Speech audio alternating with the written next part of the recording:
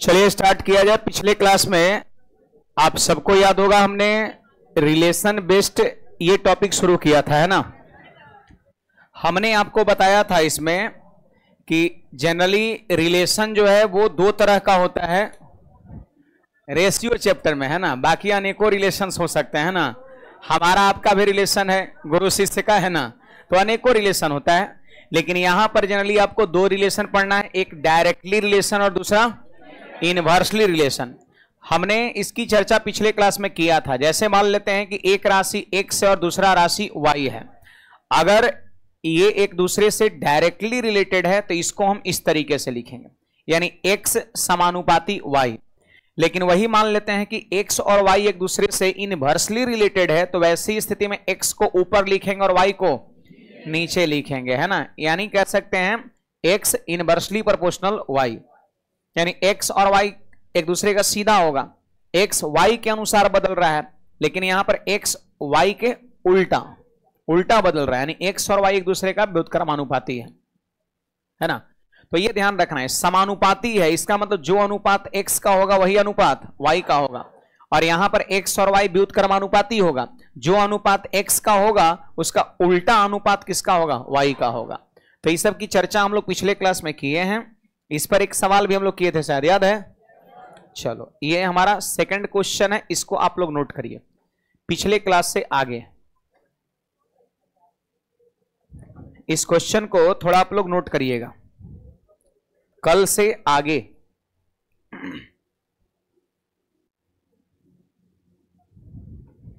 दिलखुश भाई question note करो। दिलखुश नाम भी बड़ा यूनिक होता है, नहीं? वैसे बढ़िया नाम है, दिलखुश।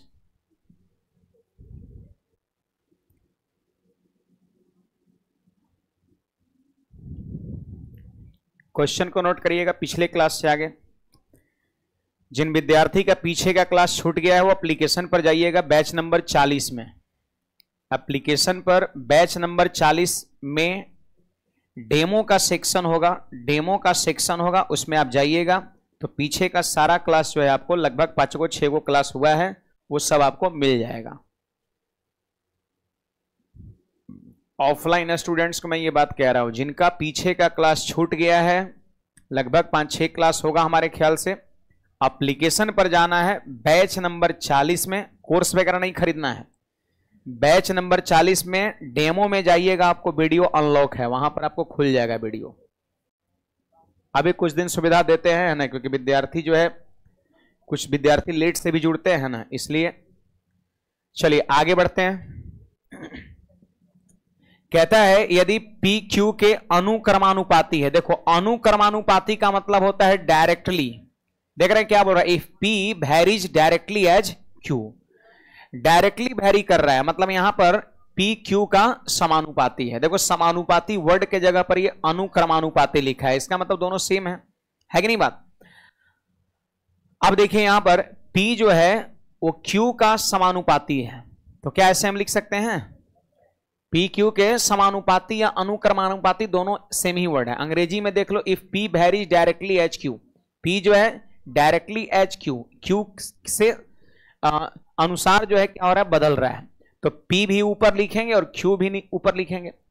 अगर यहां पर मान लेते हैं इनवर्सली रहता या यहां पर व्युत्क्रमानुपाती रहता, विलोमानुपाती रहता, विलोम का मतलब होता उल्टा, तो वैसी स्थिति में P को ऊपर लिखते और Q को नीचे लिखते हैं। यहां पर थोड़ा सा बड़ी Q है तो P डायरेक्टली प्रोपोर्शनल ऐसे Q हो गया। अब देखिए इसका मतलब क्या होगा कि जो अनुपात P का होगा वही अनुपात किसका होगा, Q का आपका होगा। पढ़िए ना, कहता है कि Q बराबर 232 होने पर P बराबर 227 होता है, तो Q बराबर 116 होने पर P का मान कितना होगा। थोड़ा सा अगर सवाल को बेसिकली बनाइएगा तो ये इस तरीके से बनेगा, सुनिए। P और इस चिन्ह को जब हटाइएगा तो किससे गुणा होता है, कांस्टेंट से गुणा होता है। इस चिन्ह को जब हटाइएगा तो एक कांस्टेंट K से गुणा होता है, कल बताया था ना।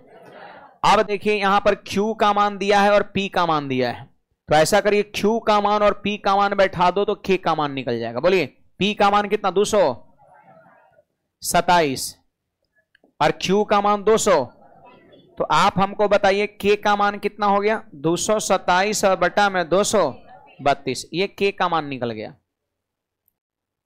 नहीं निकला, के का मान निकला। पी और क्यू का मान एक बार दिया है, फिर आगे सवाल पढ़िए तो कहता है कि यदि Q बराबर 116 हो तो P का मान बताइए, यानी फिर से Q का मान दे के P का मान पूछ रहा है। तो आपको जानते हैं यहां से फिर चलना पड़ेगा अगेन पुनः, जहां पर K का टर्म लिखे हैं ना, यहीं से आपको फिर चलना पड़ेगा। तो आइए ना, P का मान हमसे पूछ रहा है तो हो जाएगा P बराबर K और K का मान कितना आया है, K का मान आया है 227 और बटा में कितना 232 आया है। आप देख लीजिए K का जो मान है वो कितना है 227 बटा 32, तो यहां पर हम K का मान क्या करेंगे, बैठा देंगे, सही बात है। और इनटू में क्या है Q, तो P का मान पूछ रहा है जबकि Q का मान दोबारे दिया हुआ है, Q का मान दोबारे कितना दिया है 116, तो यहां पर हम 116 बैठा देंगे। बाद में समझो, शुरू में Q P और Q दोनों का मान दिया था, तो यहीं पर P और Q का मान बैठा देंगे, ऐसा करने से K का मान निकल गया। और फिर दोबारा Q का मान देख के और P का मान पूछता, तो यहीं से फिर से चलेंगे अगेन पुनः, P K का मान जो आया है रख देंगे और Q का मान जो दिया 116 यहां बैठा देंगे, काटिए आंसर हो जाएगा। बोलो इससे कितने बार में कटेगा, 2 बार में, और इससे कितने बार में कटेगा 113.5 बार में, तो यही P का क्या हो जाएगा मान, ऑप्शन नंबर कौन सा, बी हो जाएगा। तो एक तरीका हमारा ये हो जाएगा, थोड़ा लंबा है ना, इसको आप दूसरे तरीके से बहुत जल्दी कर सकते हैं, एक और तरीके से। तो पहले आप इसको नोट कर लीजिए, एक बार फिर से इस तरीके को दोहरा दे रहे हैं और दूसरा तरीका देखते हैं, उससे बहुत जल्दी हो जाएगा आंसर।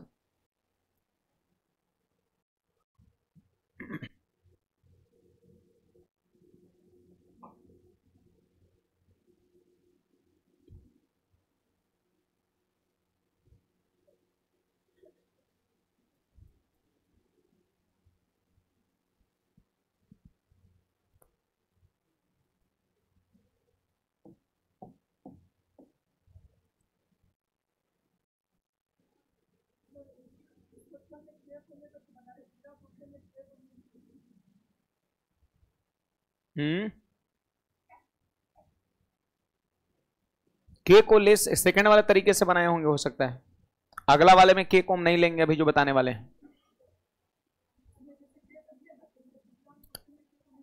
वही तो बता रहे हैं जी। तो हो सकता है अगले वाले तरीके से बनाए होंगे। अभी एक तरीका इसका एक और हम बताएंगे जिसमें के नहीं होगा, विदाउट के भी हम कर सकते हैं और वो इससे आसान हो जाएगा, समझे, विदाउट के इससे आसान हो जाएगा। हटाएं इसको, देखो बात समझिए सब लोग, P और Q जो है ना ये समानुपाती है, तो ऊपर P नीचे दोनों तरफ ऊपर ऊपर PQ हो गया आपका। इस चिन्ह को हम हटाएंगे तो बराबर का चिन्ह लिखेंगे और एक कांस्टेंट K से मल्टीप्लाई करेंगे। अब आप पढ़िएगा तो Q का मान दिया और P का मान दिया, तो P का मान और Q का मान बैठा देंगे तो K का मान निकल जाएगा। कितना निकलेगा 227 बटा 232 निकल जाएगा, K का मान निकल जाएगा। हमसे P का मान पूछ रहा है और Q का मान दिया है, यानी दोबारा एक बार और क्वेश्चन यही है कि Q का मान यदि इतना हो तो P का मान कितना होगा। तो फिर एक बार यहां से आप चलिए, अब K का मान जो आया है उसको यहां बैठाइए और Q का मान जो दिया है उसको यहां बैठाइए, काट दीजिए, P का मान निकल जाएगा। दूसरा तरीका यहां पर सुनिएगा,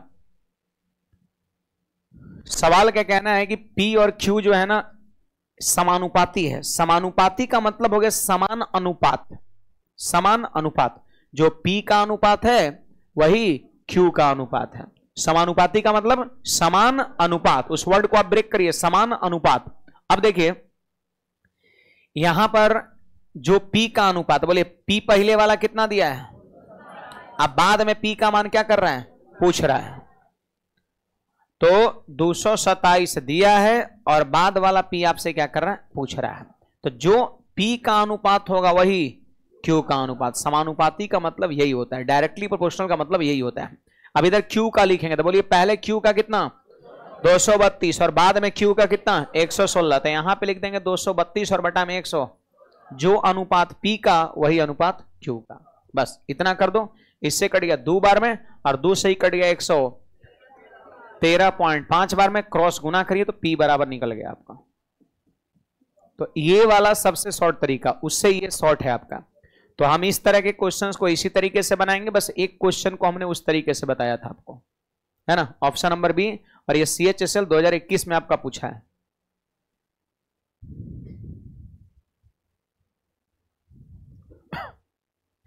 समानुपाती का मतलब होता है समान अनुपात। एक तरफ आप P का लिखिए ऊपर नीचे, पहले वाला P बाद वाला P बराबर में पहले वाला Q बाद वाला Q, बस।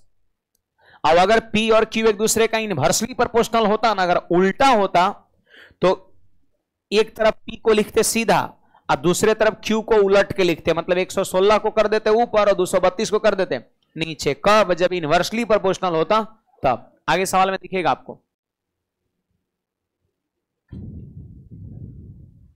चलिए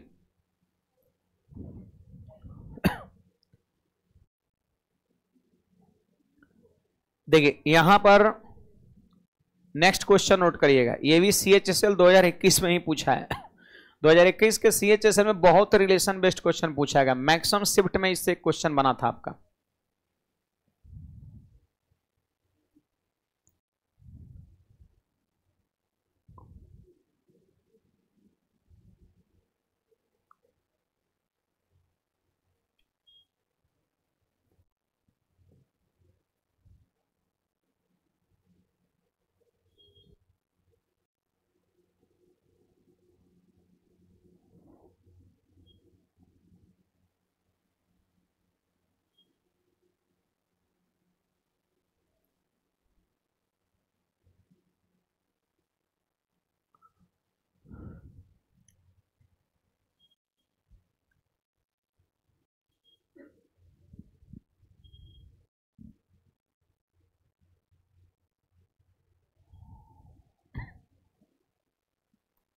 लिख लिए?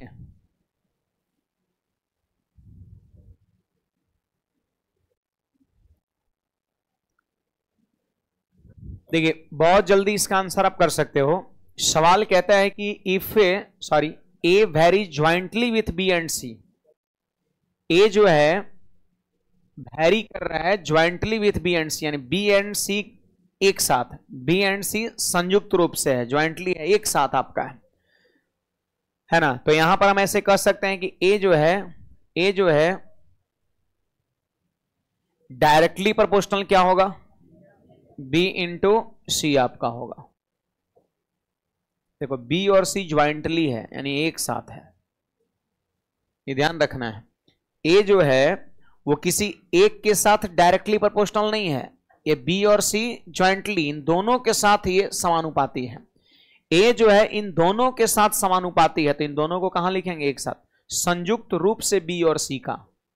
A संयुक्त रूप से B और C का, अनुक्रमानुपाती समानुपाती, ये वर्ड सेम आपका है ना। तो यहां पर इसको हम ऐसे लिख सकते हैं, देखो A directly proportional B C आपका, या B इंटू सी ऐसे आपका।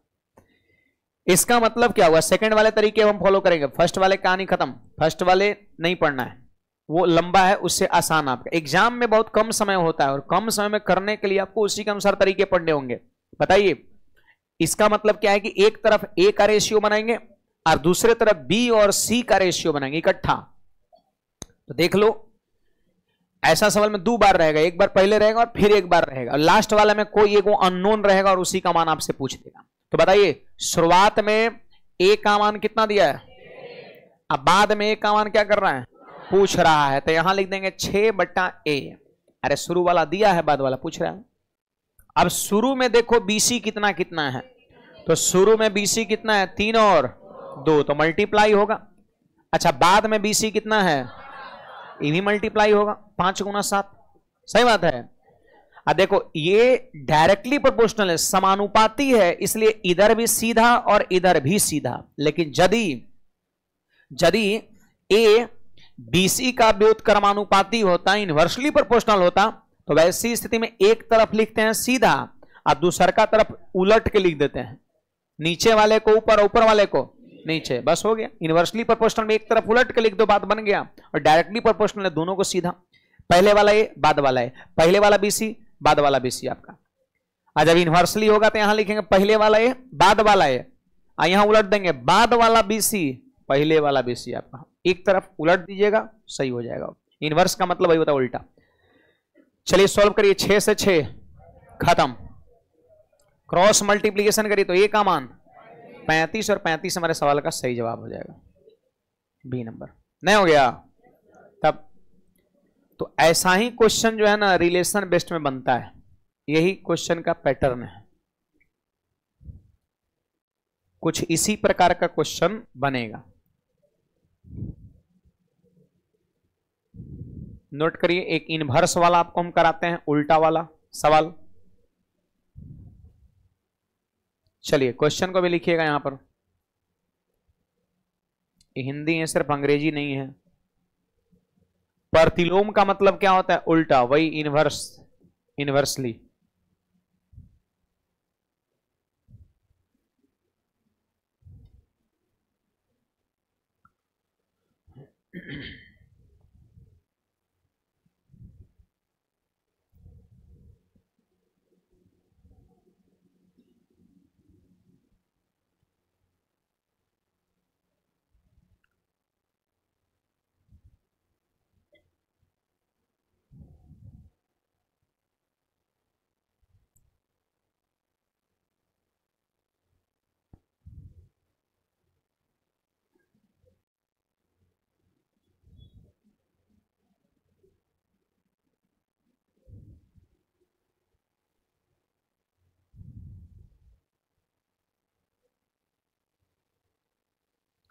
देखो ये भी सवाल हम बहुत जल्दी कर सकते हैं, इनवर्सली रहे या इस तरह के सवाल को सेकंड वाले रूल से बनाओ, बहुत जल्दी बन जाएगा।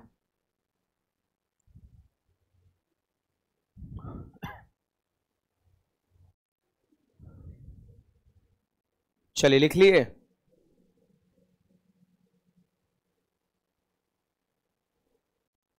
और सब कुशल मंगल है सभी का? चलिए बहुत अच्छी बात है, मंगल होना भी चाहिए। आज मंगल भी है, नहीं मंगल ही है ना? हाँ कुशल है ही, मंगल भी है, हो गया कुशल मंगल। पढ़ाई पर विशेष ध्यान देना है, पढ़ाई की प्राथमिकता पहले। पढ़ लिया 10 घंटा, फिर जो करना है करते रहो, कोई दिक्कत की बात नहीं है ना, हमारा ये मानना है। लेकिन पढ़ना पहले है। देखिए कहता है यदि x से y स्क्वायर माइनस 1, यहां पर थोड़ा के होना चाहिए, कि प्रतिलोमता विचरण करता है यानी परिवर्तित होता है। अब देखो ज्यादा इस सब के फेरा में नहीं रहना है, ये सब क्या कह रहा है ना। यहां पर इसका मतलब हो गया कि x जो है ना इसका क्या है, इनवर्सली प्रोपोर्शनल है, बस है। x क्या है, y स्क्वायर माइनस 1 का इनवर्सली प्रोपोर्शनल है। तो देखिए x को लिखेंगे ऊपर और y स्क्वायर माइनस 1 को कहां लिखेंगे, नीचे लिखेंगे। Inversely proportional. प्रतिलोम का मतलब क्या होता है, उल्टा। अनुलोम, प्रतिलोम या विलोम दोनों एंटो है नहीं, एंटोनिम उल्टा।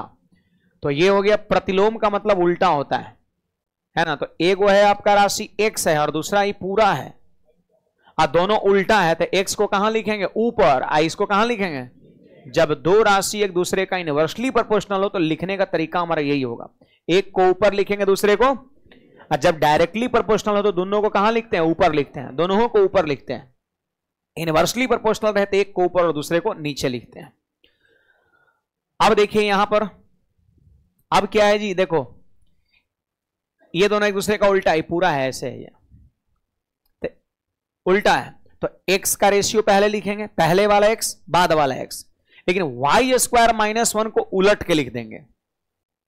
सुनिए पहले वाला x कितना, थोड़ा पढ़िए। यदि x इसका इनवर्सली प्रोपोर्शनल है तो y बराबर 10 की स्थिति में उसका मान, उसका मतलब किसका, x का, x इसका इनवर्सली प्रोपोर्शनल है तो y बराबर 10 की स्थिति में उसका मान 24 है। तो आपको समझना होगा उसका मान का मतलब x का मान कहता है, सही बात है। तो बताओ y का मान कितना, तो अब x का मान, और y बराबर 5, तो अब x का मान क्या होगा, पूछ रहा है, दोबारा में पूछ दिया। तो बोलिए पहले वाला x का मान, अब बाद में x का मान पूछ रहा है, तो यहां लिख देंगे हम 24/x, पहले वाला x बाद वाला x। याद रखना यहां जब लिखे पहले यहां लिखे बाद, समझ में आ रहा है? इसी बस लिख रहे हैं पहले बाद। अब अगर इनवर्सली प्रोपोर्शनल होगा तो ये उलट जाएगा, ऐसे बाद और बटा में पहले। और डायरेक्टली में लिखते थे पहले बटा बाद, पहले बटा बाद। इनवर्सली में पहले बटा बाद, बाद बटा पहले। चलिए समझिएगा तब। तो बोलिए ये उल्टा है, पहले वाला x बाद वाला x। आप ऊपर लिखेंगे बाद वाला y, तो बोलिए बाद वाला y पहले बताइए। हाँ, जो बाद में नीचे नहीं लिखाएगा ये ऊपर ही लिखाएगा। पहले वाला 5, तो यहां पे हो जाएगा 5 स्क्वायर माइनस, अरे y का मान 5 बैठाएंगे जी, तो 5 स्क्वायर माइनस 1। पहले वाला y 10, जो कहां लिखाएगा नीचे, तो यहां पे 10 बैठाऊं तो 10 का स्क्वायर और माइनस का 1। याद रखना इनवर्सली प्रोपोर्शनल तो उल्टा लिखते हैं, उल्टा लिखते हैं। चलिए हो गया, आंसर हो गया। और क्या बोलिए, 5 का स्क्वायर 25 में से 1 घटेगा, 24 से 24 खत्म। क्रॉस गुणा करिए तो 10 का स्क्वायर 100 में से घटा 99, यानी x बराबर 99, x बराबर 99। ऑप्शन नंबर कौन सा? ए हो जाएगा। x का मान 99, ऑप्शन नंबर ए हो जाएगा। सही बात है। तो ये चीज आपको सीखना चाहिए, समझे? बहुत जल्दी आंसर दे देगा इस तरीके से। के फेरा में नहीं रहना है, बस एक सवाल बता दिए कैसे बताएं। बहुत विद्यार्थी आपके मित्र ऐसे होंगे जो के वाले तरीके से बनाते हैं, वो बहुत काफी आपका प्रचलित तरीका आपका है, के का मान निकालना फिर दोबारा वापस बैठाना। ये तरीके शॉर्ट है और इस चीज को आपको सीखना है। कुछ कहना है इसमें किसी को? तब बढ़ते हैं आगे।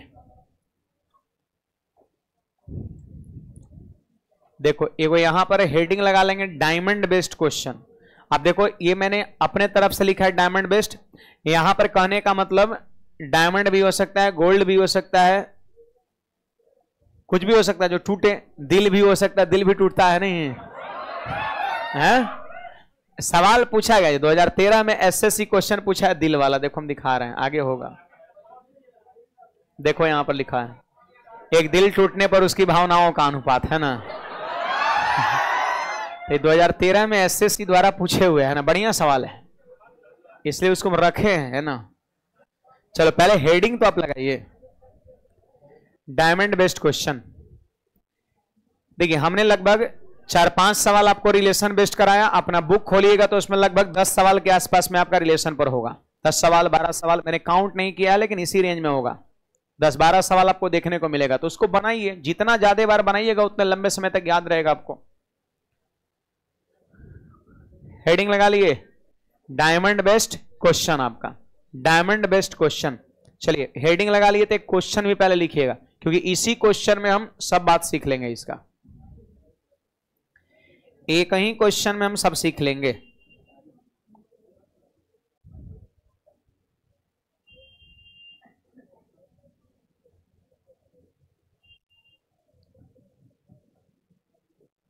उसी के नीचे क्वेश्चन लिखेंगे, एक प्रश्न बढ़िया सीखेंगे, ये पूरा टाइप का सवाल बन जाएगा डायमंड वाला।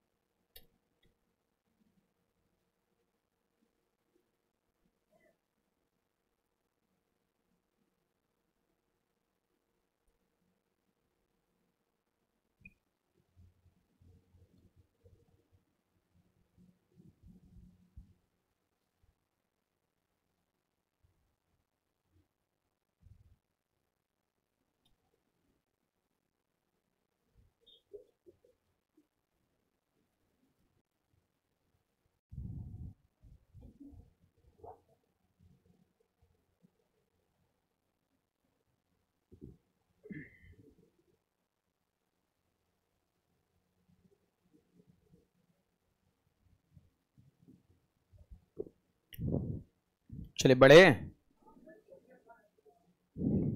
छापिए छापिए छापिए।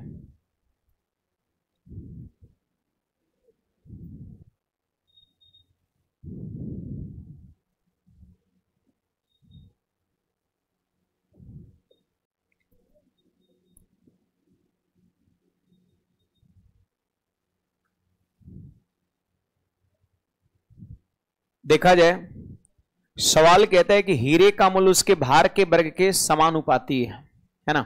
देखो हीरा का जो मूल्य, मूल्य बोले तो प्राइस,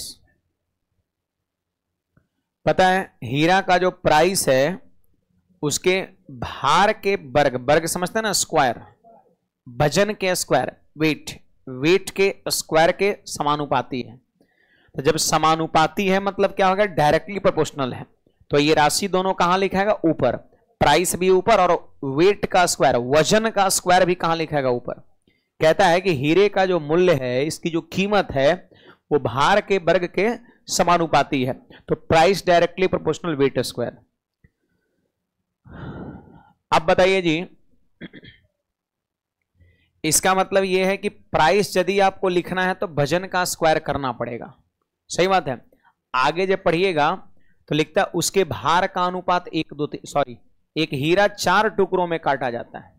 लीजिए ना, एक हीरा को, हीरा का एक टुकड़ा था, उसको 4 पार्ट में उसको काट दिया गया, और जब 4 पार्ट में काटा गया तो भार का अनुपात 1 2 3 4 है।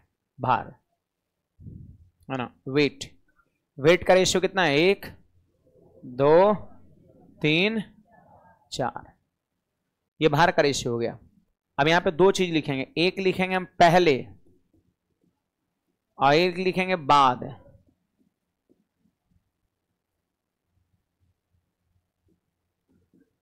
पहले बाद,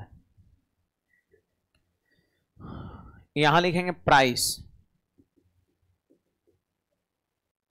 हम जानना चाहते हैं कि हीरा जब नहीं टूटा था तब उसकी प्राइस क्या था, और हीरा जब टूट गया तब उसकी प्राइस क्या है। तो बताओ जरा, प्राइस क्या है तब वजन के स्क्वायर के रेशियो में है। तो हीरा को टूटने से पहले उसकी प्राइस क्या था।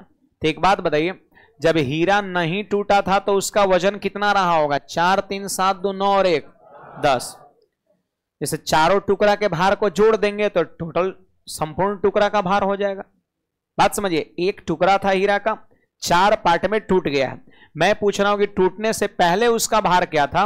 इन सबको क्या करेंगे, जोड़ देंगे, सबको जोड़ देंगे। तो जोड़िए ना, 4 3 7 और 2 9 और 1 10 हो जाएगा। तो प्राइस जो आपका होगा वो 10 का स्क्वायर होगा आपका।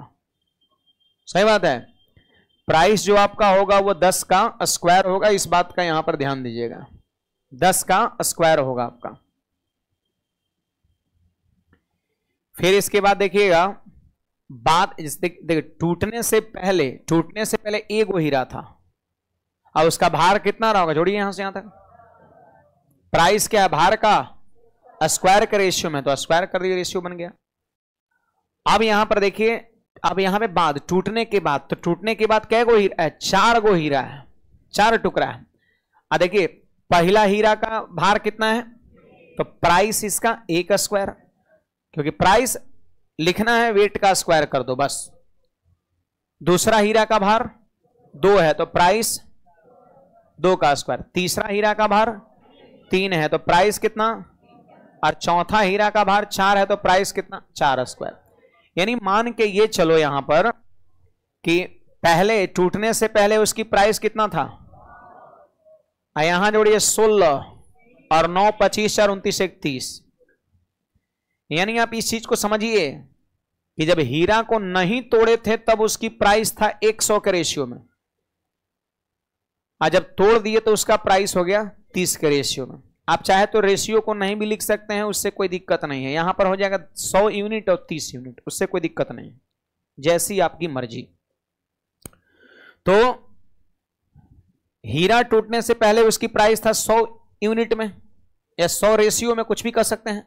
और टूटने के बाद उसकी प्राइस हो गया कितना, फिर सबको मिला दिया 30 रेशियो में। तो एक बात बताओ, हीरा को टूटने से कुछ नुकसान हुआ, पहले प्राइस था, अब हो गया 30, तो आपको नहीं लग रहा है कि 70 का नुकसान हुआ है, 70 अनुपात का नुकसान हुआ है। है ना।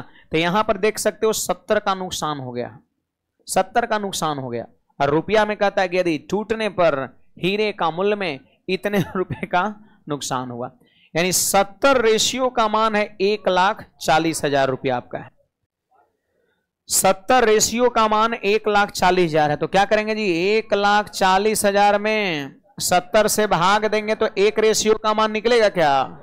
हाँ, अब कहता है टूटने से पहले हीरा का मूल्य क्या था।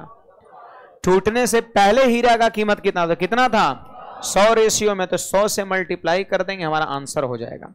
70 से काटिए ना, यहां पर 2000 को 100 से गुणा करिए,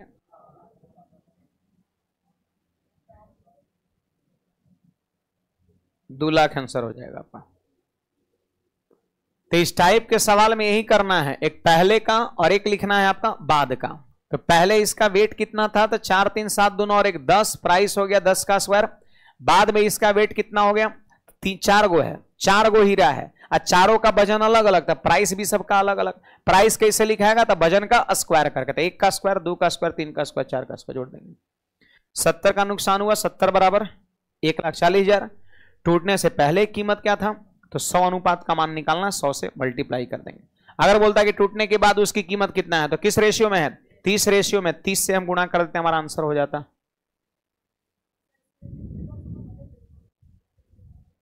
उल्टा नहीं देगा, सीधा देगा। वजन बढ़ेगा तो कीमत घटेगा जी हीरा का, तब तो सब कहे कि हमको पूरा दुकानें दे दीजिए, है ना, जितने ज्यादा मांगेंगे उतने कम पैसा लगेगा। इनका कहना है कि अगर इनवर्सली प्रोपोर्शनल हो तब, तो ऐसे थोड़ी ना होगा, वजन बढ़ेगा और प्राइस घटेगा, ऐसा नहीं होगा। तो डायरेक्टली प्रोपोर्शनल ही देखने को मिलेगा इसमें।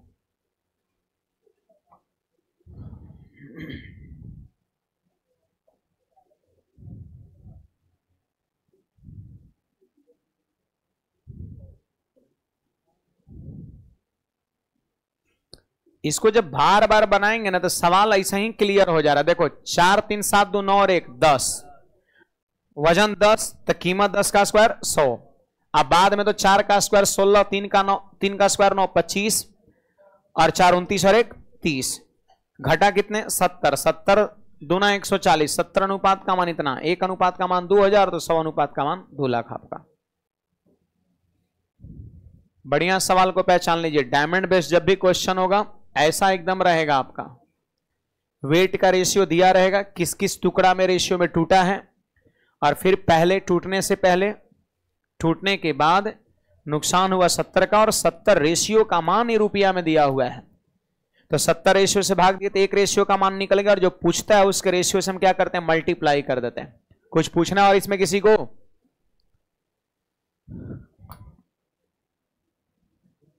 बोलिए जी, कुछ पूछना है किसी को, नहीं पूछेगा। सुनिए, एक मिनट, छापने लगे, ये छापना नहीं है, क्वेश्चन लिखने में टाइम वेस्ट नहीं करना। आप आंसर हमको बताओ जल्दी से।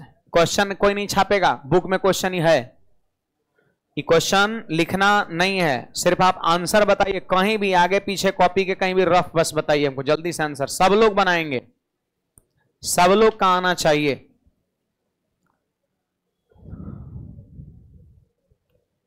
जल्दी से 15-20 सेकंड की बात है यहां पर।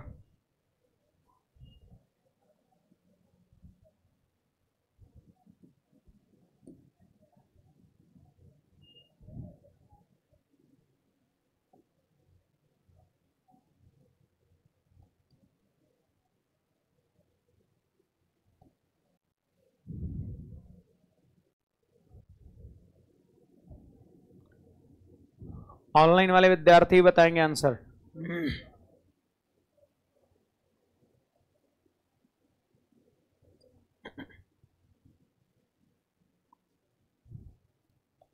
करिए डायरेक्ट। 5 4 9 3 12 का स्क्वायर 144 और 25 16 41 और 9 50, तो नुकसान कितने का हो गया, 94 का। 94 से भाग दिए तो हमको लगता है कि फिर गुणा करिए,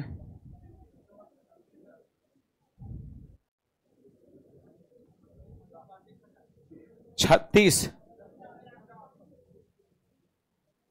चलिए मैं बता रहा हूं, देखिएगा यहां पर कहता है एक सोना तीन कितना रहा है 32,000 है 36,000। अच्छा हाँ अब थोड़ा हमारा सुनिए है ना, मिला लीजिएगा अपना अपना आंसर। एक सोना है, सोना जानते हैं 3 हिस्सा में टूट गया है। अब कहता है कि इन तीनों हिस्से के वजन का अनुपात 3, 4, 5 है। हाँ? तो आप देख लो यहां पर सबसे पहले चीज क्या कहता है, सोने की कीमत वजन के वर्ग के अनुक्रमानुपाती है। सोने की कीमत यानी प्राइस जो है वो वजन के स्क्वायर के समानुपाती है।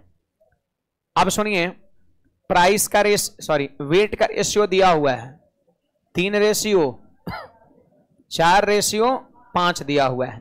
तो दो चीज लिखेंगे, एक लिखेंगे हम टूटने से पहले और एक लिखेंगे टूटने के बाद। यहां पे देखो हम लिखते हैं मूल्य। एक बात बताइए, जब सोना नहीं टूटा था तब उसकी वजन कितना था? तो 5, 4, 9, 3 जोड़ देंगे, पूरा वजन 12, तो कीमत हो गया 12 का स्क्वायर 144 रेशियो में। और जब सोना टूटा तो उसका 3 टुकड़ा आपके पास है और सबका वजन है, तो सबका स्क्वायर कर दो, सबका कीमत निकल जाएगा। 3 का स्क्वायर प्लस 4 का स्क्वायर प्लस 5 का स्क्वायर जोड़ेंगे तो कितना? आप बताओ इससे कितना कम है? 94 कम है। इसका मतलब ये कि 94 रेशियो में नुकसान हो गया। यहां कहता इतना रुपया का नुकसान हुआ, तो इसका मतलब 23,500 में हम 94 से भाग देंगे और सोने का मूल्य देखो, मूल कीमत मतलब ओरिजिनल वाला, पहले वाला, तो कितना है? 144। 144 से हम क्या करेंगे? गुणा कर देंगे। अब देखिए 2 से कटेगा ही कितने बार में? ये 72 बार में, और 2 से कटेगा 47 बार में, और 47 से कटेगा ये 500 बार में। अब 72 × 360 पर 2 0 36,000 आंसर। कितने विद्यार्थी का आया था? ठीक है, लगभग 60% 70% लोग को आया था, बाकी 30% का नहीं आया जी। किसी को नहीं बुझाया तो पूछिए ना। सब लोग से 100% लोग से बनना चाहिए ना। किसी को ना बुझाया तो बोलिए, पूछिए। पूछते भी नहीं है और बनाते भी नहीं है कुछ लोग। पूछना है? मत पूछिए। इसका आंसर बताइए। कोई क्वेश्चन नहीं छापेगा, कोई क्वेश्चन नहीं छापेगा, आंसर सिर्फ बताएगा। दिल की मूल कीमत क्या थी आपसे पूछा जा रहा है। आंसर सब लोग निकालिएगा। 1,000, बस 1,000 रुपया दिल की कीमत है।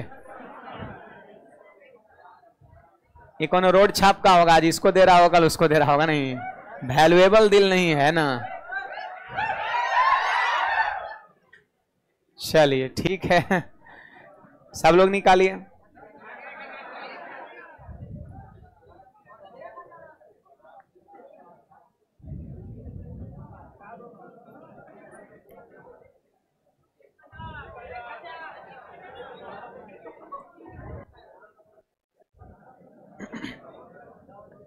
ये सवाल आप लोग को ज्यादा समझ में आएगा नहीं?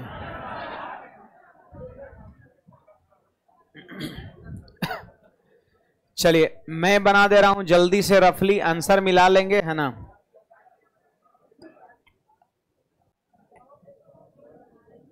सुनिए,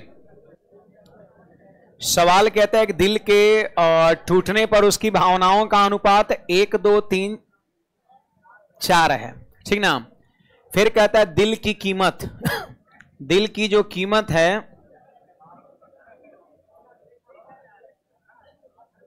वो भावनाओं के वर्ग के समानुपाती है। तो आप हमको बताइए जी, भावना का रेशियो कितना है? 1, 2, 3, 4। अब लिखेंगे यहां पर हम दो चीज, एक लिखेंगे पहले और दूसरा लिखेंगे बाद, और यहां पे लिखेंगे कीमत। सुनिए सुनिए, जब दिल नहीं टूटा था तो भावना कितना था जी? 4 3 7 2 9 और 1 10। मैंने पूछा 10 ऐसे ही बोलते हैं आप लोग, जैसे बोले 10 ऐसे ही बोलते हैं नहीं ना। तो 4 3 7 2 9 और 1 10, भावना 10, जबकि कीमत भावना का स्क्वायर है तो 10 का स्क्वायर 100 रेशियो में हो जाएगा। फिर यहां पर आप सब लोग देख सकते हैं कि अगर हम दिल टूटने के बाद अगर बात करें तो उसकी भावनाओं का अनुपात 4 है, यानी ऐसा नहीं कि दिल जो है 4 टुकड़ा में टूट गया है तो यहां पर ये उसका भावना है। और 1 2 3 4 तो सबकी प्राइस अलग अलग देखो, 1 का स्क्वायर प्लस 2 का स्क्वायर प्लस 3 का स्क्वायर प्लस 4 का स्क्वायर, बोलिए कितना हो गया? 30 हो गया। तो एक बात बताओ, रेशियो में कितने का नुकसान हुआ? 70 का।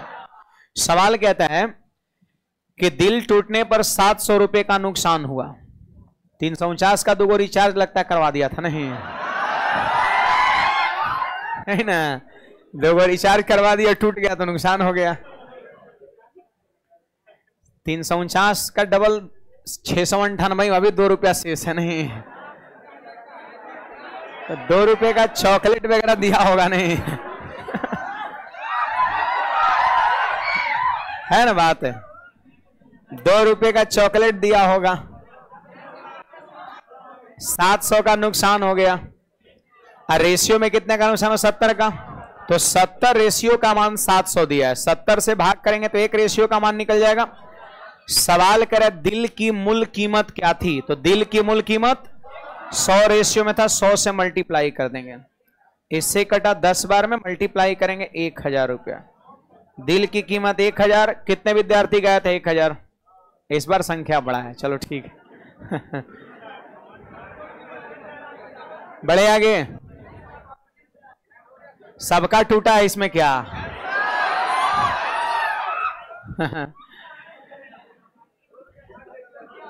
देखो इसमें कोई गलत भी नहीं है, अगर ऐसा हुआ है तो कोई दिक्कत की बात नहीं है ना। हमको लगता है कि शायद ही कोई ऐसा इंसान होगा जिसको ऐसा कुछ कभी नहीं हुआ होगा, है ना चलो, कुछ लोग सोच रहे सर इतना मत पूरे दिए कि हम दुखी हो जाए, है ना आइए इस क्वेश्चन को जरा नोट करिएगा जल्दी से।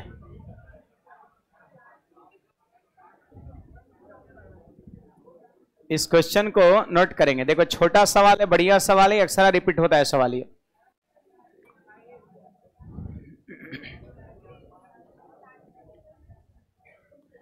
इस क्वेश्चन को नोट करिएगा सब लोग। 7 5 12 से 35 नहीं कट रहा, हाँ सही है बात है, आंसर हो गया। सवाल देखो ये 0 लेवल का सवाल है, ऐसा भी सवाल बनता है, सब सवाल पढ़ना है आपको।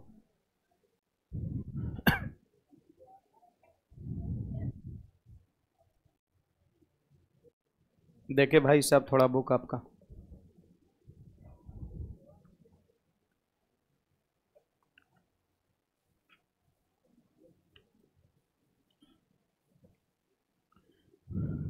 क्वेश्चन आप लोग नहीं बना रहे हैं। टाइप 6 तक हम पहुंच गए हैं, टाइप 6 भी, साथ में क्वाइन वाला भी नहीं पढ़ा है। हो सकता है हल्का फुल्का कभी कभी टाइप इधर उधर का थ्योरी हो सकता है ना। तो जो जो टाइप का थ्योरी करा जाए क्वेश्चन को ढूंढ ढूंढ करके उसको मारिए, है ना, बनाइए।